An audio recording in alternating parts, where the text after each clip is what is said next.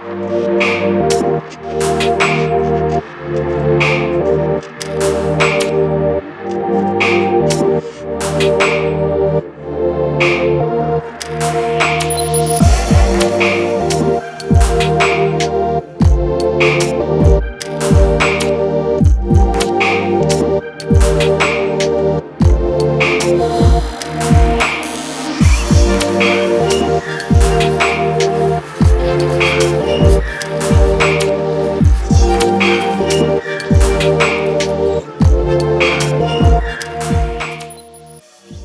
right, what's up guys? So what's going on? This morning I got a bit of that much anticipated Syntropic farming update, and I've already started to cut the grass out here with the scythe. And this isn't a how to use a scythe or how to cut grass with the scythe video, but just talking about what we did, how we harvested the grass, and how we put it up onto these berms. I'm far from a pro with that one.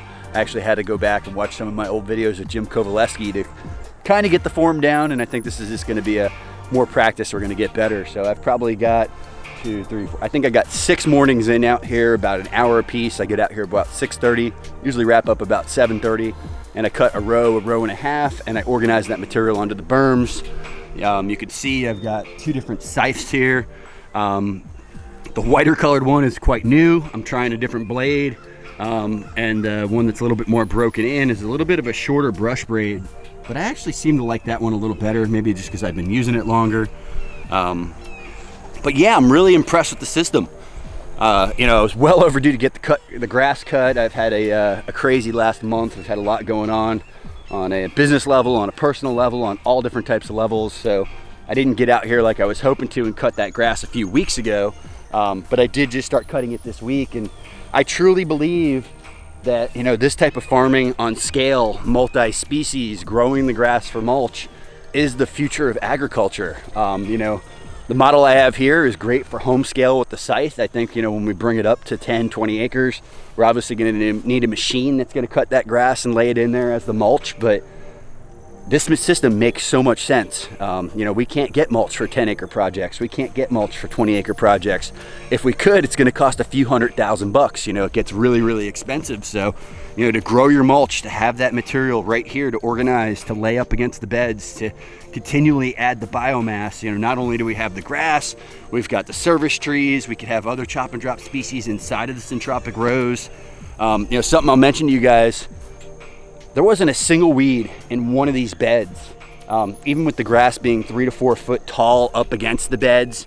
I had a couple of things kind of creeping over the berm, and that's what's really cool about the scythe. You can almost use it like a fingertip to kind of come up to the berm, you know, as you're using it to swipe and grab that and kind of pull it out on here into the center area. So, you know, after I've come through with the scythe, I've made my 2 cuts. I rake those materials up onto the berm, and you can see what they start to look like as they break down. I really like how the Mombasa grass is holding up after a couple of days of being cut compared to just using, you know, the regular Bahia grass. It's definitely more like a Fakahatchee. Seems to be way tougher, higher in carbon, higher in silica.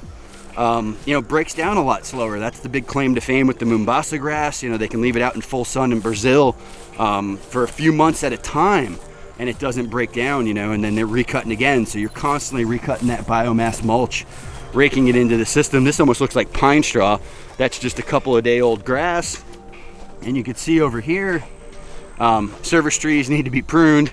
I stripped seeds a couple of weeks ago. They're already pushing seed out again. So time to get those guys off. And normally I just chop and drop these right back down into the bed.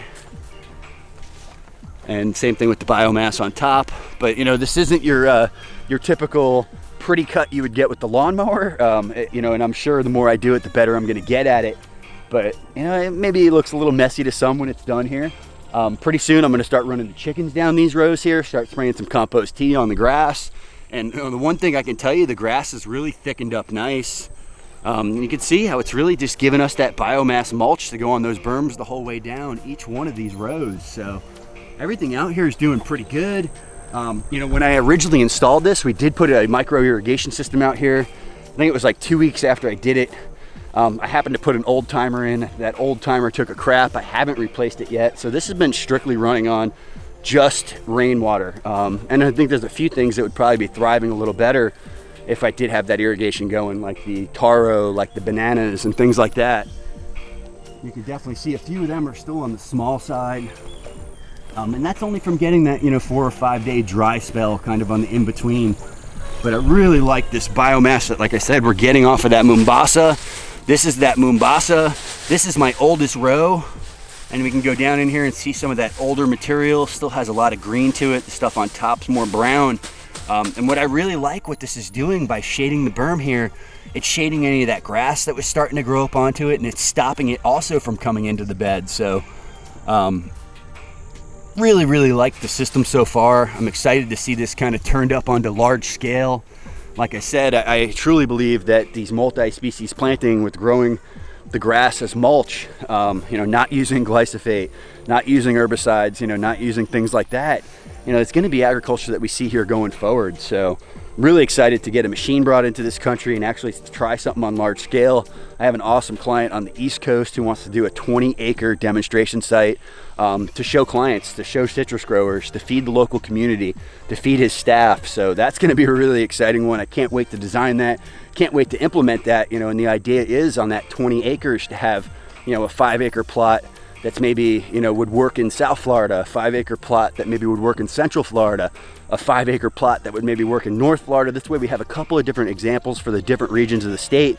Like I mentioned in a couple of my other videos, I came back really inspired about changing large-scale agriculture, changing these monocultures of citrus here in Florida.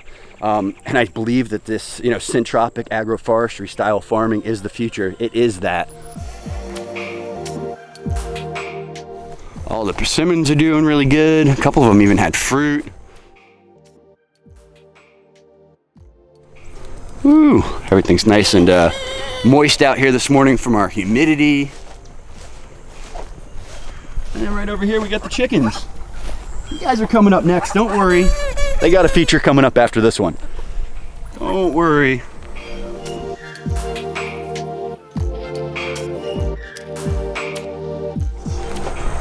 All right, so that's it. I used a European scythe from Scythe Supply out of Maine. Those guys are awesome. If you drop them a line, you end up getting one of these scythe kits. This is a handmade kit put together custom to your size, here in America. Please tell them that Green Dream sent you or Jim Kovaleski sent you, just so they know where that lead came from. But these guys are awesome. It's very specialty, handcrafted. This isn't something that's being imported from another country. Like I said, I don't see this being done on large scale, but I say that, and Jim's cutting 5 acres in Maine, so maybe there's more technique there. Maybe, the better you get, the easier it gets. I don't know. But maybe you could take it to a 5-acre scale, but I see when you hit that large scale, 20 acre, 40 acre, 80 acres, we're gonna need some kind of technologies. But I'd much rather see a technology in there cutting grass and laying it as mulch than a technology in there, spraying herbicide and pulling weeds and that type of stuff. So this type of thing really is starting to make sense. I think I've talked about it in my last video. I definitely had a little bit of failure here with that Mombasa grass. Ideally, I would love to have that Mombasa grass throughout this whole entire field. I can tell you when I was out there cutting with the scythe, the difference in the way the blades of grass cut from the Mombasa to the Bahia was like night and day. One was like cutting paper, one was like ripping paper. You can really tell when that scythe starts getting dull as you're going down the row. Typically speaking, I sharpen that scythe about 6 times as I'm going down the row, each direction. So that's about 12 times. Only takes me maybe 10 to 15 seconds. So I do 10 swipes on the front, 1 or 2 on the back. I'm good. I haven't pinged those scythes yet, and by pinging, you're pulling that blade back out. You're making that edge really fine and sharp again. Until I get in some heavy brush or I use the thing for a few months, I shouldn't have to ping it. So, but yeah, the Mombasa. So we have a couple more bags coming in. I just recently ordered them, and I'm going to try to lightly reseed and do a slight top dress of some compost over that and try to get some more of that Mombasa again going in the areas it isn't. I really think that one's going to be an awesome crop for just cutting as the mulch. So definitely want to get more of that implemented into the system. I'm going to get off of this here. I'm going to get you guys some drone footage. I need to get those service trees pruned. Then we're going to make you a quick little follow-up video on the chickens. So hold tight. Syntropic farming update. I'm going to probably get something here in fall. We'll talk about what we've harvested, get a little bit more into depth in pruning, and try to keep you guys updated on the system. So hope you enjoyed this short video. If you did, be sure to hit that like button. If you're interested in this Syntropic video, you can drop down below and check out some of my other videos on these projects. Hope you guys enjoyed this one. Most importantly, pound dirt.